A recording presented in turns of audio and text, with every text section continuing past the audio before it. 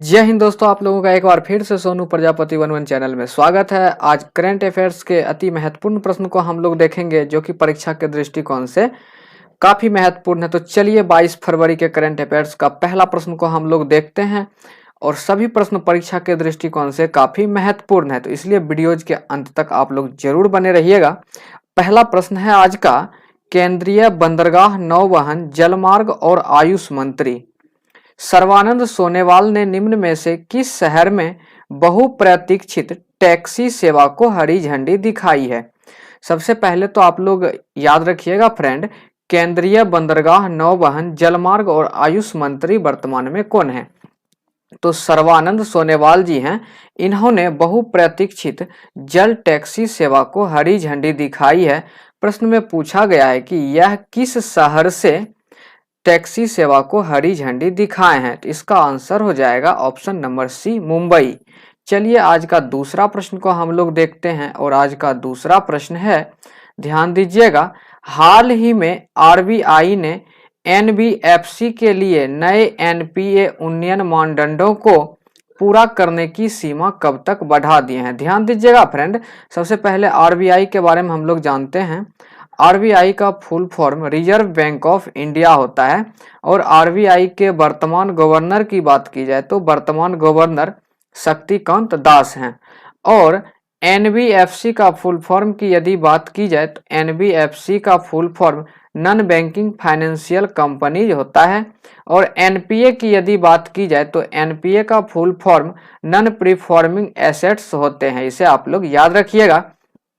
तो आरबीआई जो है नॉन बैंकिंग फाइनेंशियल कंपनी के लिए नए नॉन प्रीफॉर्मिंग एसेट्स उन्नयन मानदंड को बढ़ाकर इन्होंने 30 सितंबर तक कर दिया है, इसे आप लोग याद रखिएगा। चलिए अब आज का तीसरा प्रश्न को हम लोग देखते हैं और आज का तीसरा प्रश्न काफी महत्वपूर्ण है, इसे आप लोग नोट कर लीजिएगा। प्रश्न है, नीति आयोग ने किसके सहयोग से फिनटेक ओपन हैकाथन लॉन्च किया है? ध्यान दीजिएगा, नीति आयोग किनके सहयोग से फिनटेक ओपन हैकाथन लॉन्च किया है? तो हैकाथन जो है फोन पे के सहयोग से नीति आयोग के द्वारा लॉन्च किया गया है।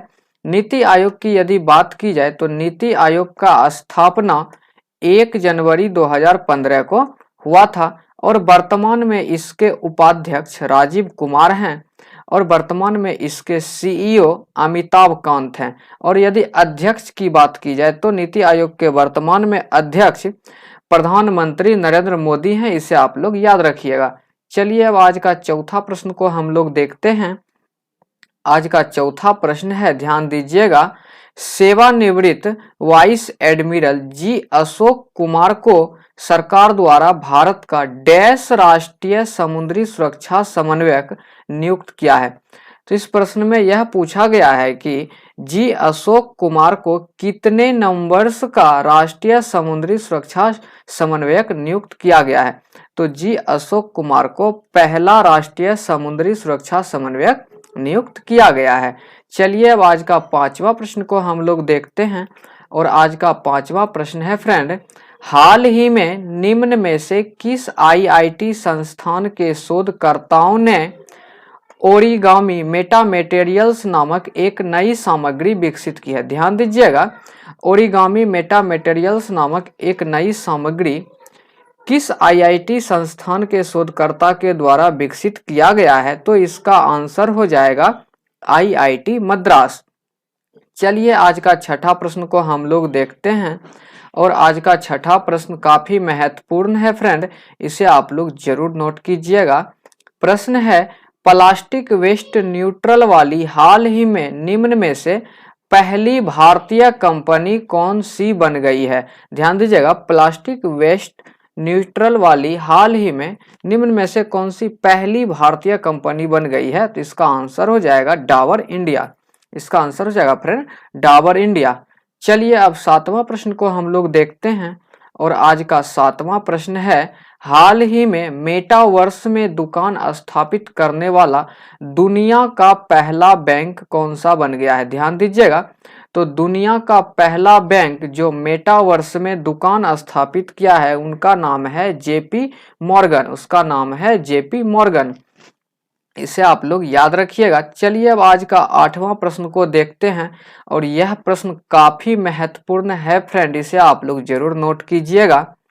प्रश्न है, हाल ही में निम्न में से किस देश ने सोलोमन द्वीप पर अपना दूतावास खोलने की बात की है? ध्यान दीजिएगा फ्रेंड, सोलोमन द्वीप पर किस देश ने अपना दूतावास खोलने की बात की है? तो इसका आंसर हो जाएगा अमेरिका।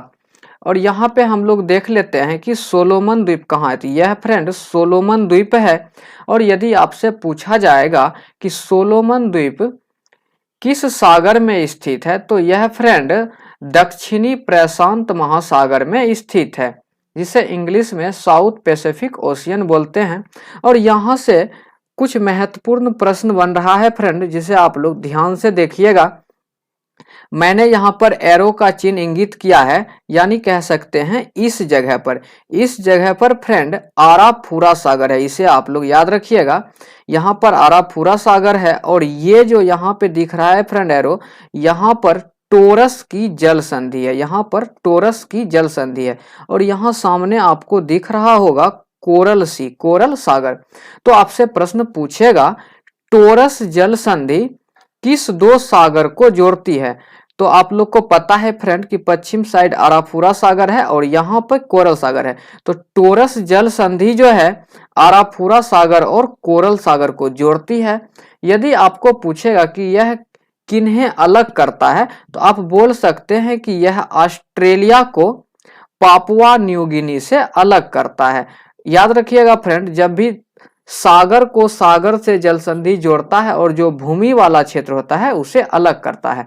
तो टोरस जल संधि ऑस्ट्रेलिया और पापुआ न्यू गिनी को अलग करता है और आराफुरा सागर तथा कोरल सागर को जोड़ता है। और सोलोमन द्वीप पर जो है अमेरिका देश अपना दूतावास खोलने की बात कही है, इसे भी आप लोग याद रखिएगा। चलिए अब आज का नवा प्रश्न को हम लोग देखते हैं और आज का नवा प्रश्न काफी महत्वपूर्ण है फ्रेंड, इसे भी आप लोग याद रखिएगा। प्रश्न है, हाल ही में मशहूर बॉलीवुड म्यूजिक कंपोजर और सिंगर बप्पी लहरी का कितने साल की उम्र में निधन हो गया? तो बप्पी लहरी का निधन 69 ईयर के उम्र में हुए हैं, इसे आप लोग याद रखिएगा। और अभी हाल ही में लता मंगेशकर का भी 92 वर्ष की उम्र में निधन हो गया था, यह भी आप लोग याद रखिएगा। लता मंगेशकर को वर्ष 2001 में भारत रत्न पुरस्कार प्राप्त हुआ था, इसे भी आप लोग याद रखिएगा। चलिए अब हम लोग आज का 10वां प्रश्न को देखते हैं और यह आज का आखिरी प्रश्न है फ्रेंड, इसे भी आप लोग नोट कर लीजिएगा, यह भी परीक्षा के दृष्टिकोण से काफी महत्वपूर्ण है। प्रश्न है, हाल ही में किस राज्य की पुरुष टीम ने सीनियर नेशनल वॉलीबॉल चैंपियनशिप जीता है? ध्यान दीजिएगा फ्रेंड, प्रश्न में पूछा गया है कि किस राज्य की पुरुष टीम ने सीनियर नेशनल वॉलीबॉल चैंपियनशिप जीता है? तो इसका आंसर हो जाएगा फ्रेंड हरियाणा। और पुरुष वर्ग में सीनियर नेशनल वॉलीबॉल चैंपियनशिप के उप विजेता भारतीय रेलवे की टीम रहे हैं, इन्हें हरियाणा की टीम 3-0 से हराए हैं। और यदि महिला वर्ग की बात की जाए तो महिला वर्ग में सीनियर नेशनल वॉलीबॉल चैंपियनशिप का विजेता केरल का टीम रहे हैं फ्रेंड, और उप विजेता इनमें भी भारतीय रेलवे की टीम रही है। केरल का टीम भारतीय रेलवे को 3-1 से हराया था, इसे भी आप लोग याद रखिएगा। तो यह आज का आखिरी प्रश्न था फ्रेंड। यदि आपको हमारा सेशन पसंद आया हो तो प्लीज आप हमारे वीडियोज को लाइक कीजिएगा, और यदि अभी तक आप हमारे चैनल्स पर नए हैं तो प्लीज आप हमारे चैनल को सब्सक्राइब कीजिए, बेल आइकन्स की घंटी को जरूर बजाइए, ताकि जैसे ही हम कोई नया वीडियोज अपलोड करें तो वह सबसे पहले आप तक पहुंचे। Thank you.